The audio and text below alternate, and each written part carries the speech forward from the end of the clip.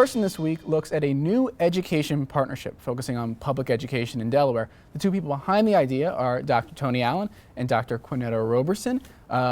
They join us here on First for our first person conversation. So thanks so much, both of you, for being here. So I want to make sure before we jump into this, I got the details right. Okay. So you two have given $100,000, right? Correct. To establish the Fund for Urban Education. That's going to be used to help launch this UD partnership for public education. Do I have that right? That's right. Correct. Okay. So how'd the idea come about? I mean, Quinetta, were you guys having a beer or something? Said, hey, let's give $100,000 to the University of Delaware? Likely wine. I was about to say we were probably having or something stronger. But this goes back to over 25 years. We were classmates at the University of Delaware and have hatched a number of plans.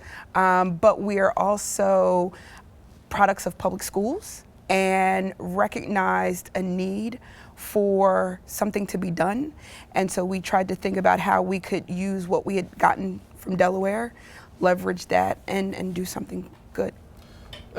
Dr. Allen, so the basic thing I've heard is that this money will be used to help improve education, urban education in Delaware, right?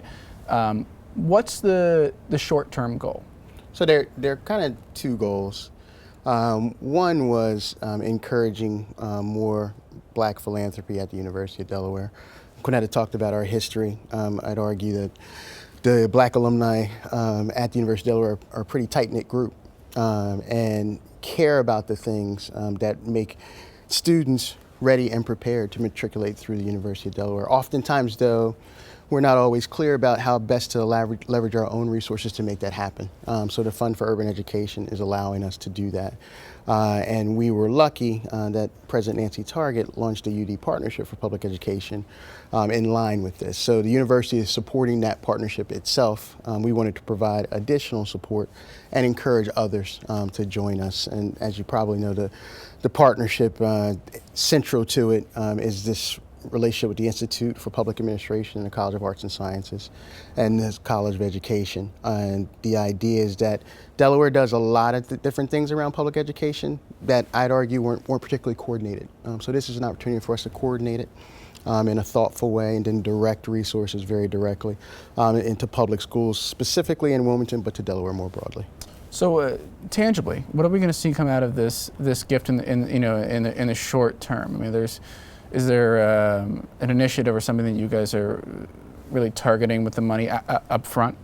Yeah, I'd say most of our work with the Institute in particular has been in support of the Women's Education Improvement Commission, which I chair. And as you know, that has many different aspects to it. Absolutely. Most notably and in the news as of late is redistricting, but we're also interested in equitable funding for low-income students, English language learners, and special education K through 3. Also teacher and professional development and coordinating services across the state. Our one big goal coming out initially through the Fund for Urban Education is really to aggregate the performance both quantitatively and qualitatively of urban students, particularly in Wilmington. I will tell you the Department of Education does not aggregate their information in that way, so if you asked them how Wilmington students were doing specifically, they couldn't tell you. Because it's all split up between different districts and different governing bodies. So this will be a way to maybe get some cleaner, more digestible data maybe about some of how Wilmington students are doing? Are you envisioning that? And in fact be able to hold the districts that are educating them a little bit more accountable for their success. And Quinetta talks about this a lot and has done a lot of work in this area. The ability for us to build a pipeline so that African American and Latino students and other students of color are prepared to enter a university like the University of Delaware is really the longer term outcome of all of this. So Quinetta, you guys went to the University of Delaware. Yeah. You met at the University of Delaware. Yeah. And now you've been alum of the University of Delaware for a couple decades. What's that experience been like? I mean, you're talking about one of your goals, you said, was to sort of signal to black alumni, hey, you can create your own initiatives, you can be involved as alum. Has that been a difficult experience at times? Do you sense there's a need for that a little bit at the University of Delaware? There's a need in several ways. I think part of this stemmed from our experience at the University of Delaware, where in terms of representation of underrepresented groups, African Americans represented a very small number, very small part of the population. And you find that a number of universities will track those numbers, but they don't track, as Tony was saying, the other side of the coin, which is inclusion. And so how much are those members of underrepresented groups ingrained in the culture? And, you know, probably we had a number of experiences around, you know, a lack of inclusion. Absolutely. And so being able to not only create that pipeline, I mean, we hear people in organizations say, we can't find members of this group. And so rather than allow that to be an excuse, we want to figure out a way to kind of get in front of the pipeline and start to build it.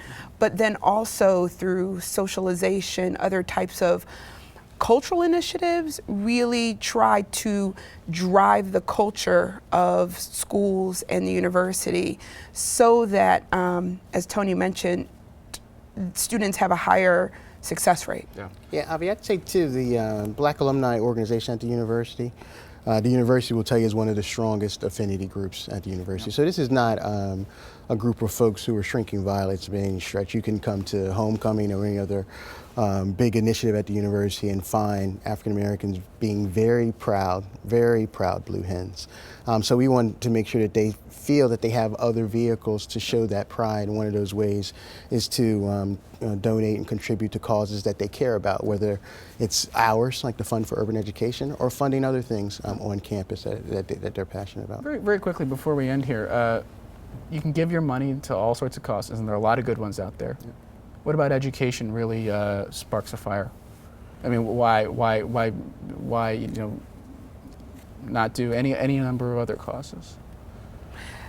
I mean, we could probably go into several cliches about how education is key and the power of education, but it's true in that I think we are both examples of that. Yep.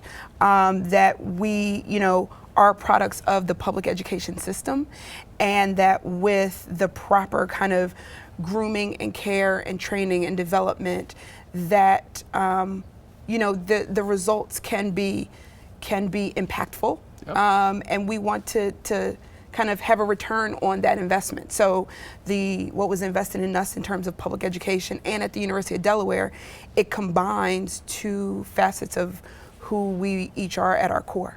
The statistics suggest that we weren't supposed to be sitting here having donated $100,000 for this initiative, and I might argue and/or be products of the University of Delaware.